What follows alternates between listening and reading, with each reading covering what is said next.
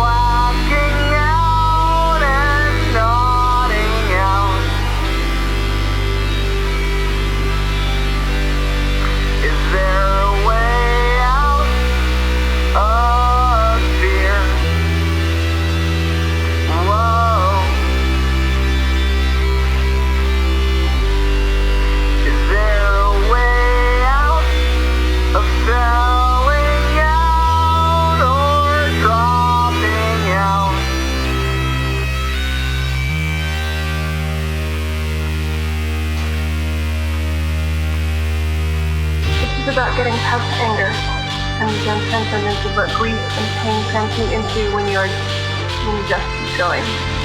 I wrote it after an old lover killed himself. The day before yesterday, I was sitting at the top of the hilly peak on the east side of the Babasili range. I was about 2 miles from the border, catching my breath in the shade under a tree after a steep climb in the 100-degree heat. The others were in front of me. They were excited by mapping, playing with the GPS, and immersed in a discussion of water drop placement and shifting migration patterns. Most of it pure speculation. After a few minutes of drinking water in total exhausted oblivion, I began assessing my surroundings and realized I was sitting under a rape tree. A few telltale articles of the jeweled clothing were behind me, a red tank top, a pair of discarded men's loafers, and a pair of dirty underwear on the trail leading up were the only indication of what had happened there. It was enough to set the story in my head, one that I had no way to deny or confirm. I didn't mention it to the others because I didn't want to upset them. Thinking about it, on the bouncy ride back to camp, I was touched, once again, at how little we can do for one another on this earth. I keep telling myself that it's the little things that mean the most, the daily things, that sometimes the imposed violence of it all overwhelms me.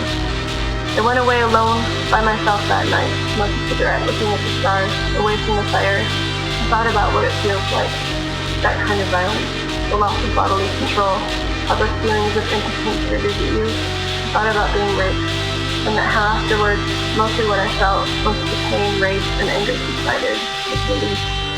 Relief that it had finally happened. Rape has always been used as a tool to control, proffered up as a threat of what would happen if I continued to live, work, rest, travel, love, or resist the rape that I chose to. Finally, I knew what it felt like, and I knew I could get through it. Pain isn't impetus. It reminds me to keep going. Not everyone draws strength from pain, and that is the case. You need to remember that. I'm trying to have more compassion for my friends who kill themselves. But I'm still angry at this shit subculture we're all tied up in, travelers, train hoppers, that we just expect this kind of thing from our lovers and friends. That suicide, being a consequence of domination, an understandable exit, leaves nothing to be said. We simply must accept it. Or putting his ashes on a westbound train will somehow make it hurt less.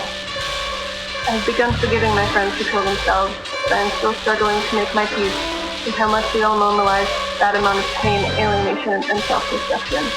Right now, I guess I just know I will take what I can get. Security is an illusion, but honest emotions, connection, friendship, and affinity, those will be fun. And you must take advantage of them while you can. That's all you can do.